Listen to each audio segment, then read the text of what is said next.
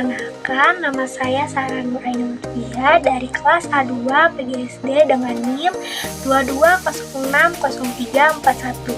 Di sini saya akan menjelaskan tentang sistem kurikulum pendidikan di negara Uzbekistan. Tanpa berlama-lama, kita langsung saja ke videonya. Yang pertama itu ada profil negara Uzbekistan. Dengan nama resmi Republik Uzbekistan ini adalah sebuah negara yang berdaulat terletak di Asia Tengah dan sebelumnya merupakan bagian dari Uni Soviet. Ibu kota dari Uzbekistan ini adalah Tashkent dan mata uangnya yaitu Som Uzbekistan. Bahasa resmi dari Uzbekistan ini adalah Uzbek. Presidennya yaitu Shavkat Mirziyoyev dan juga benuanya yaitu Asia. Luasnya dari negara tersebut yaitu 448.900 km. Emisi CO2 per kapitanya yaitu 3,38 metrik ton per tahun 2020 Bank Dunia. Selanjutnya itu ada struktur pendidikannya, yang dimana sistem pendidikan dari Uzbekistan tersebut yaitu terstruktur dalam beberapa jenjang utama yang menjamin akses pendidikan mulai dari anak usia dini hingga pendidikan tinggi. Berikut adalah beberapa gambarannya. Yang pertama itu ada pendidikan anak usia dini, yang dimana pendidikan prasekolahnya itu tersedia untuk anak-anak 3-6 tahun. Taman kanak-kanak atau lembaga prasekolahnya berfokus pada perkembangan sosial, emosional, dan juga kognitif. Dan yang kedua itu ada pendidikan dasar. Durasinya yaitu 4 tahun, usianya 6-10 tahun.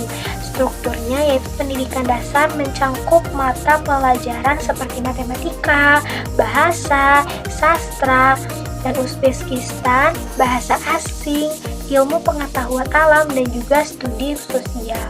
Ketiga itu ada pendidikan menengah. Untuk pendidikan menengah ini itu dibagi menjadi 2 jenis. Pertama itu ada pendidikan menengah umum, yang dimana sekolahnya itu 9 tahun dengan usia 10 hingga 19 tahun. Diakhiri dengan ujian negara, siswa mempelajari kurikulum yang luas. Kemudian ada pendidikan menengah khusus, yang dimana sekolahnya itu hanya 2 tahun dan juga sekolah tambahan setelah pendidikan menengah umum dengan fokus pada pelatihan, kejuruan, atau mata pelajaran akademik khusus.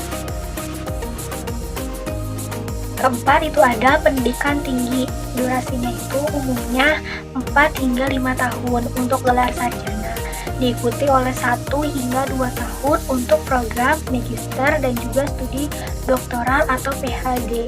Kemudian biasanya memperlakukan waktu tambahan yaitu 3 tahun. Nah, lembaga tersebut termasuk universitas, institut, dan juga akademik yang menawarkan berbagai disiplin ilmu.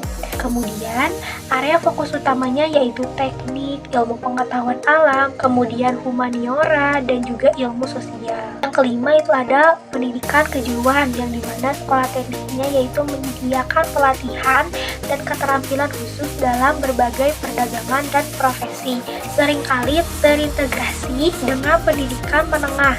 Kemudian yang keenam itu ada pembelajaran sepanjang hayat, yang dimana penekanan pada pendidikan berkelanjutan ini dan juga kesempatan pengembangan profesional untuk orang dewasa termasuk kursus dan juga program pelatihan. Selanjutnya itu ada kurikulum Uzbekistan, yang dimana kurikulum pendidikan ini telah mengalami reformasi signifikan dalam beberapa tahun terakhir untuk meningkatkan kualitas dan relevansi. Berikut ini gambaran umum kurikulumnya. Yang pertama itu ada pendidikan anak usia dini, kemudian yang kedua itu ada pendidikan dasar dari kelas 1 sampai kelas 4, kemudian ada pendidikan menengah yang dimana kelas 5 sampai kelas 9. Selanjutnya ada pendidikan menengah khusus yang dimana kelas 10 hingga kelas 11. Dan yang terakhir itu pendidikan tinggi.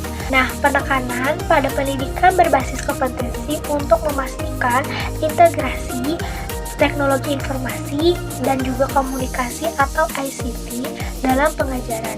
Peningkatan fokus pada pemikiran kritis, pemecahan masalah, dan juga keterampilan kolaborasi. Adapun beberapa kelebihan dan juga kelemahan dari negara Uzbekistan ini. Untuk kelebihannya yaitu reformasi pendidikan yang berkelanjutan. Uzbekistan ini telah melakukan reformasi besar-besaran dalam sistem pendidikan, terutama setelah tahun 2017 untuk meningkatkan akses dan juga kualitas pendidikan. Selanjutnya, pendidikan akses ke pendidikan tinggi. Kenapa? Karena sebelum reformasi ini tuh hanya sekitar 90% lulusan sekolah yang dapat melanjutkan ke perguruan tinggi. Selanjutnya itu ada kekurangannya yaitu keterbatasan sumber daya. Meskipun ada peningkatan dalam jumlah institusi pendidikan, masih ada tantangan dalam hal sumber daya. Mengapa? Karena seperti fasilitas yang kurang memadai, kemudian kekurangan tenaga pengajar yang berkualitas, kemudian ada ketidakmerataan akses daerah terpencil, yang dimana akses pendidikan masih tidak merata, terutama di daerah perdesaan atau terpencil, di mana banyak anak-anak masih kesulitan untuk mendapatkan pendidikan yang layak. Selanjutnya itu ada presentase anggaran untuk pendidikan di Uzbekistan. Nah, untuk Uzbekistan ini alokasi anggarannya pendidikan telah mengalami perubahan signifikan dalam beberapa tahun terakhir. Meskipun tidak ada angka pasti yang disebutkan dalam hasil pencarian, beberapa informasi umum mengenai anggaran tersebut yang negara tersebut dapat diuraikan sebagai berikut. Yang pertama itu ada reformasi pendidikan, kemudian ada presentasi anggaran, selanjutnya ada tantangan dan kesenjangan. Slide selanjutnya yaitu perubahan kurikulum. Untuk perubahan kurikulum ini tuh yang pertama ada kurikulum berbasis keterampilan, yang dimana Uzbekistan telah memperkenalkan kurikulum yang lebih fokus pada keterampilan, terutama dalam bidang teknologi, informasi, dan juga inovasi. Ini mencerminkan upaya untuk memodifikasikan sistem pendidikan dan juga mempersiapkan siswa menghadapi tantangan dunia kerja yang semakin kompleks. Selanjutnya yaitu ada pendidikan teknologi, yang dimana pendidikan teknologi dan keterampilan komputer ini diajarkan lebih awal dalam kurikulum, termasuk di tingkat dasar. Hal ini bertujuan untuk meningkatkan keterampilan siswa di bidang IT sejak usia dini. Yang ketiga ada pendidikan inklusif, yang dimana reformasi juga mencakup program-program untuk anak-anak berkebutuhan khusus, memastikan bahwa semua anak mendapatkan akses ke pendidikan yang lebih layak. Ini menunjukkan komitmen untuk menyediakan pendidikan yang merata bagi semua lapisan masyarakat. Yang keempat itu ada evaluasi dan juga ujian, yang dimana sistem evaluasi siswa telah diperbarui dengan ujian akhir yang disebut dengan Oli Majelis atau ujian penyelesaian sekolah menengah, yang dilakukan pada akhir kelas 9. Hasil ujian ini menentukan kelayakan siswa untuk melanjutkan ke tingkat pendidikan berikutnya. Dan yang terakhir itu ada fokus pada pembelajaran aktif, yang dimana kurikulum baru mendorong metode pengajaran yang lebih aktif dan partisipatif, mengurangi penekanan pada penghafalan informasi. Ini bertujuan untuk meningkatkan pemahaman siswa terhadap materi pelajaran. Selanjutnya yaitu ada gaji guru, yang dimana secara umum gaji untuk karyawan di Uzbekistan ini bervariasi antara 457.685 hingga 8.071.155 per bulan, dengan rata-rata gaji bulanan sekitar 1.877.331. Namun, informasi spesifik mengenai gaji guru secara terpisah tidak tersedia dalam hasil pencarian. Kondisi ini menunjukkan bahwa meskipun ada upaya untuk meningkatkan pendidikan di Uzbekistan, masalah terkait gaji dan kompensasi bagi guru masih memerlukan perhatian serius dari pemerintah dan pihak terkait lainnya.